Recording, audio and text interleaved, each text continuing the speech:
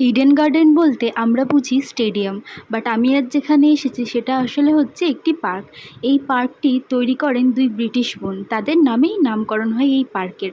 Lord Auckland 1836 থেকে 1842 ভারতের governor ছিলেন তিনি। তারই দুই বোন, তারা কলকাতাতে এসে ভারী সমস্যায় পড়েছিলেন, কারণ তাদের সকাল ও সন্ধ্যায় হাঁটতে যাওয়ার সঠিক জায়গা পাচ্ছিলেন না।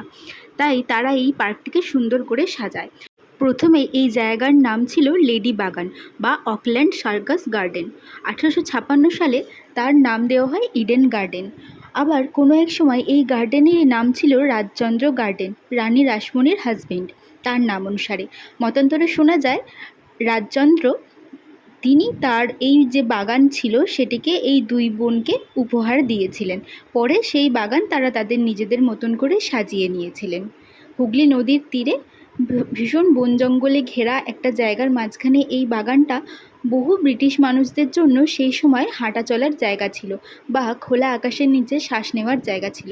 এই পার্কেরই কিছু অংশে তৈরি হয়েছে ওই ইডেন গার্ডেন, যেটা আমাদের স্টেডিয়াম সেটা।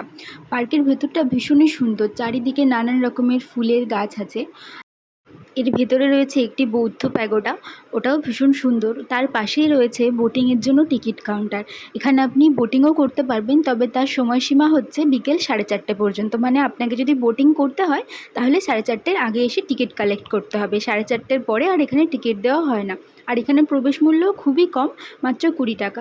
যাই হোক, আজকে ভিডিওটা তাহলে এখানেই শেষ করছি। ভিডিওটা কেমন লাগলো আমাকে অবশ্যই জানাবেন।